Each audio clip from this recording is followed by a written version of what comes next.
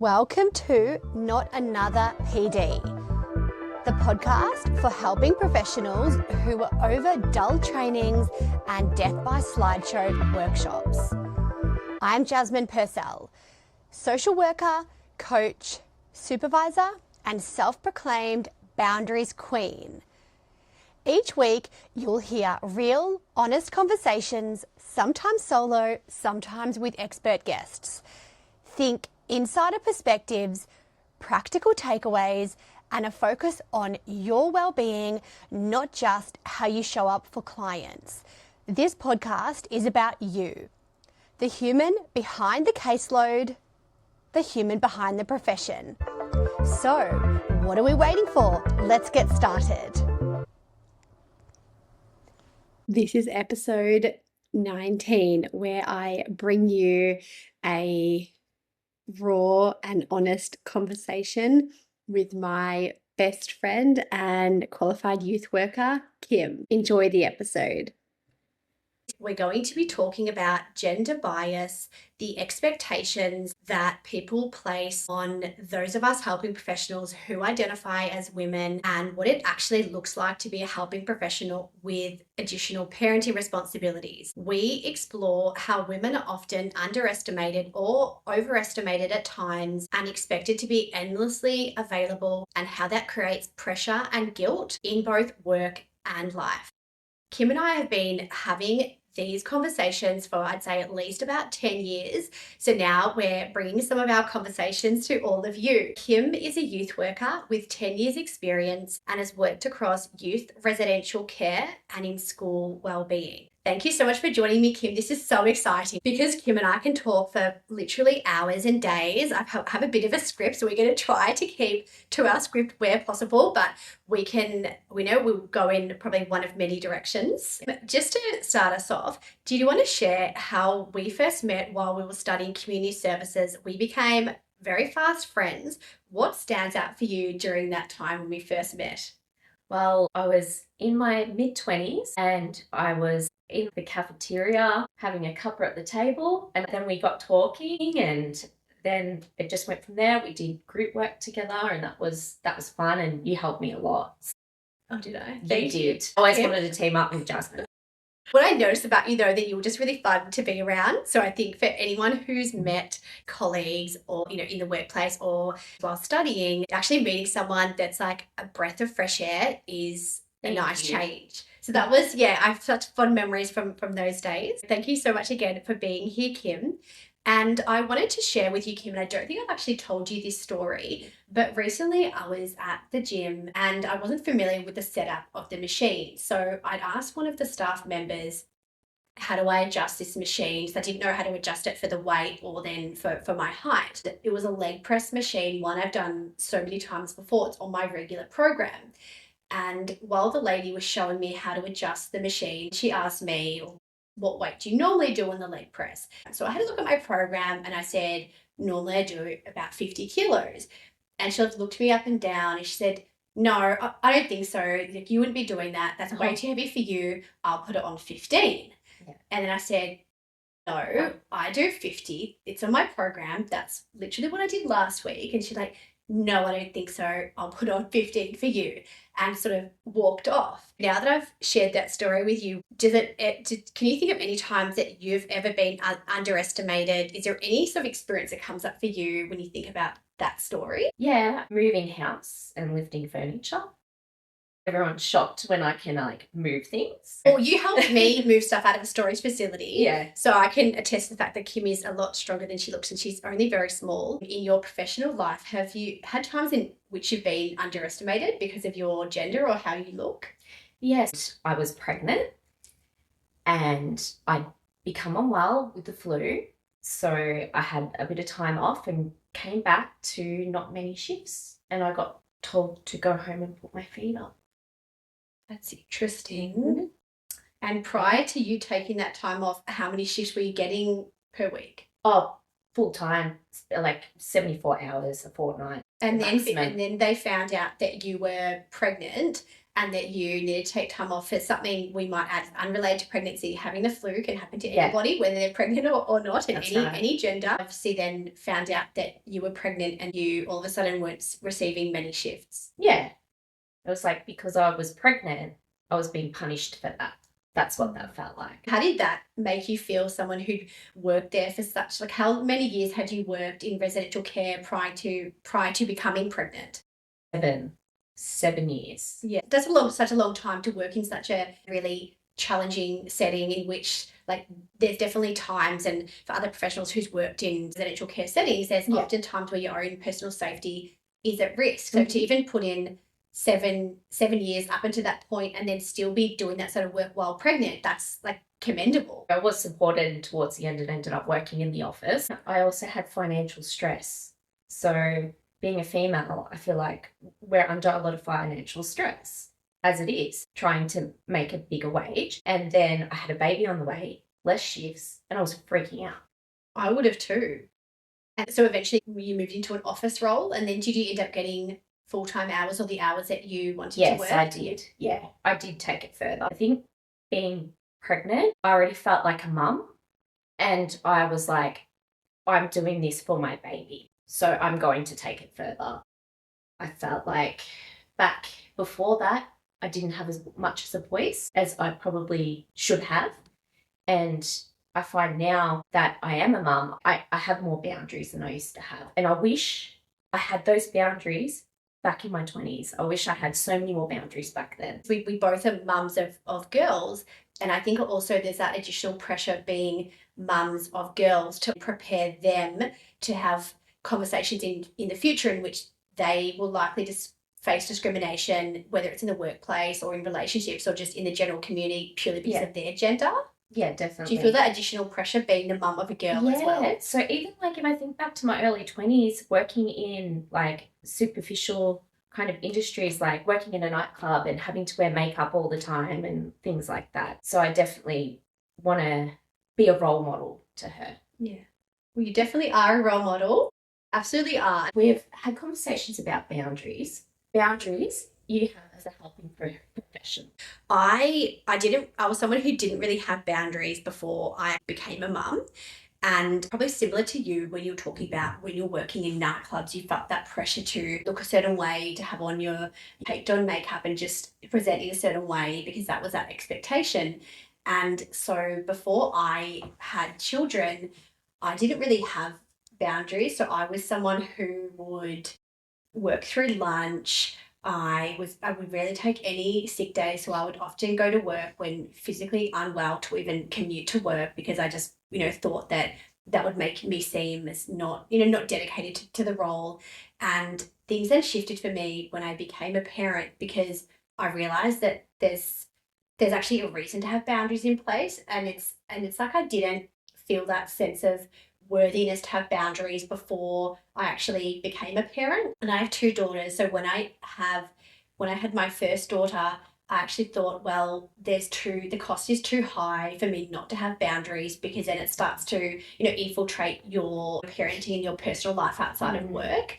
So when I started to realize that not having boundaries just came at such a significant cost for my family, that's when I knew that I needed to make some changes. So some of the boundaries were around actually taking leave, whether it was sick leave when I was unwell or carer's leave. So there was definitely a few moments in which I should have taken carer's leave, but like many other working parents out there, you think, oh, I'll give them some Panadol, drop them off at childcare anyway. And you're nodding, so I'm sure that, you've done that as well. So definitely those sort of moments.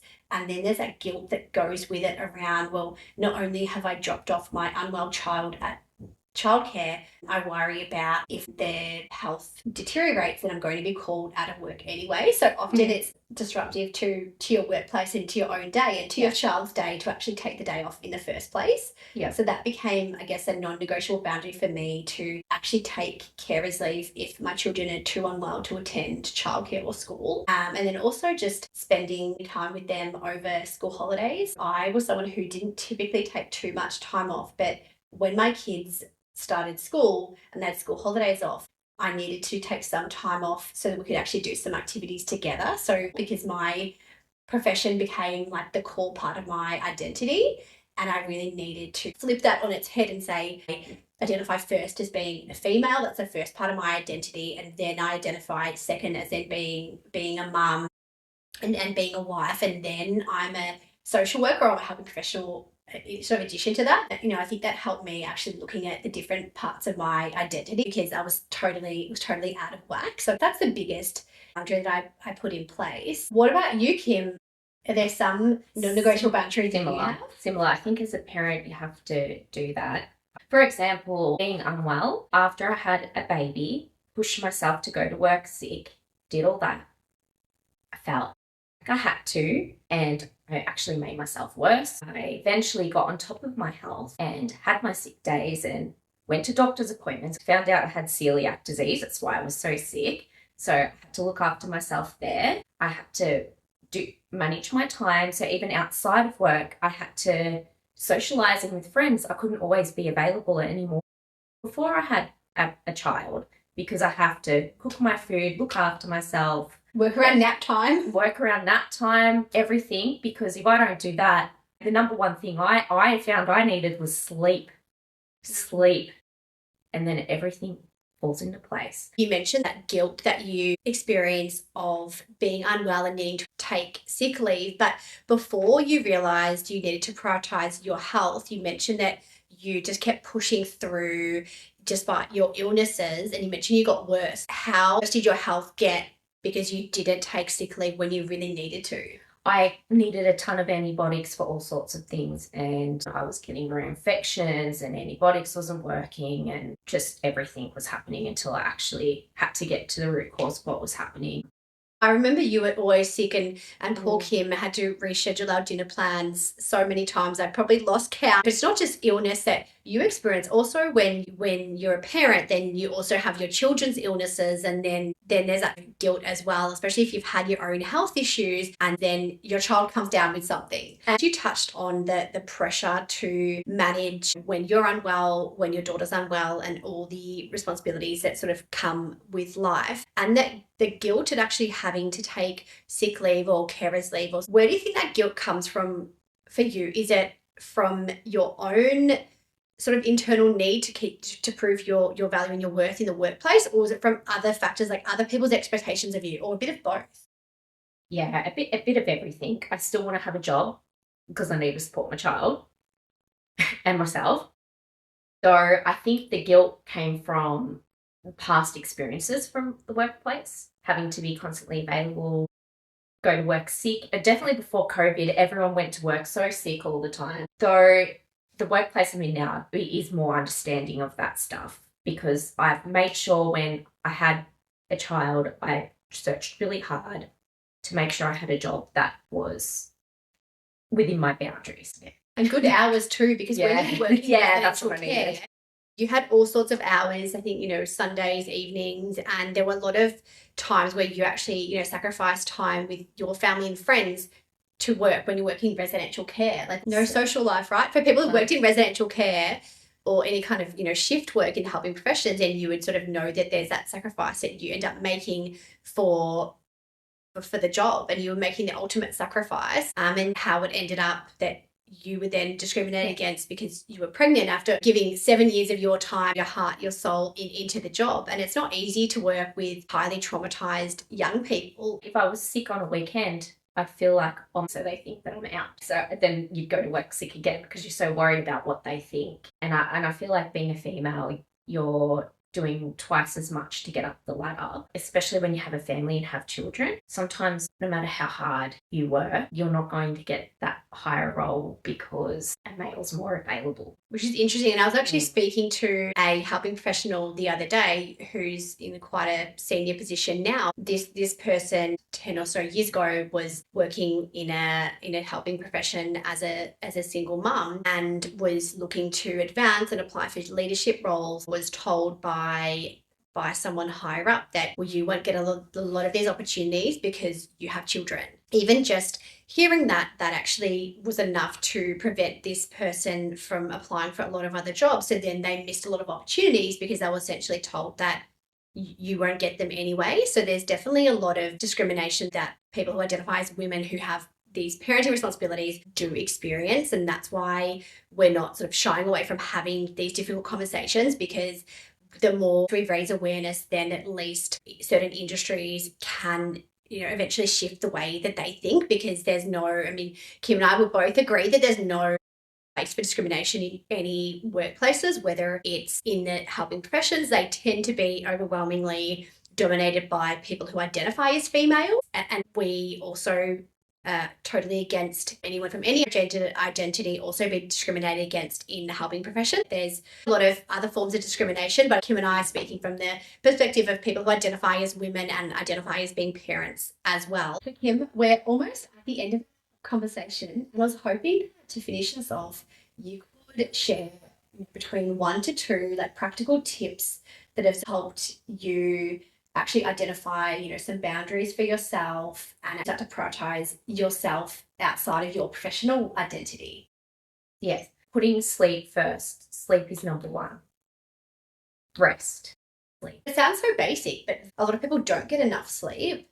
And for you, if you think about the kind of work that you've done over, your 10 years of experience in the sector, what did you notice happen for you, both in your personal life and in your professional life, when you didn't have enough sleep? How did that impact you? Oh, socially, I would want to isolate myself, or if I did go out and socialize, I wasn't myself. I'd get a bit moody, a bit blunt, not there in the conversation, and it sucks the joy out of everything. But to get on top of your sleep, there's all sorts of things you have to do. I've got other steps to do to get that sleep, so I've got to be a parent and have a routine for my child. If I don't have a routine for her, that ruins my sleep. Because then she'll take ages to settle, and then you're up till midnight or 1 a.m. trying to settle. Yeah.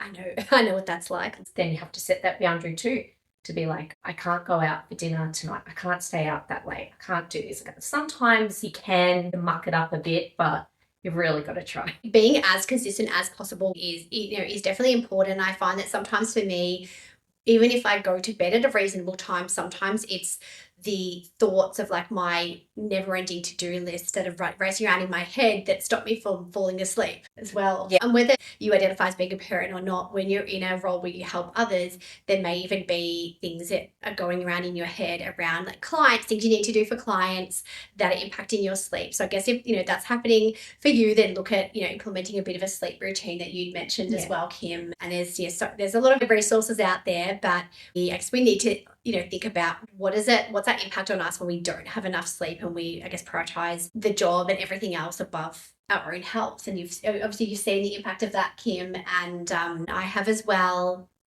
I can't thank you enough, Kim, for having a chat to us today, and all the listeners now have a bit of an insight into some of the conversations that we regularly have, although we have toned it down a lot with some of our more stronger views. So this is PG. We don't swear. No, we definitely don't. We're very classy and professional at all times. Mm-hmm. So I'm glad that everyone has seen that side of us. So thank you so much, Kim, for joining us. And we've spoken about, a lot today, and can't thank you enough for your time, Kim. Definitely keep your boundaries. And it's good for your health. It's really good for your health, and to put yourself first. And if you're not getting that out of your job, start looking for a new one, because you're definitely worth it. And they're lucky they even have you. They are lucky to have you. And we're lucky you're listening to us as well. I'm lucky to have Jazmin. I'm lucky to have you, Kim. And we're honoured to have each other and all of you listening. Thank you so much for listening to Not Another PD. If today's episode resonated with you, share it with a colleague who could use stronger boundaries, less burnout, and more balance. And don't forget to subscribe. Until next time, keep saying yes less.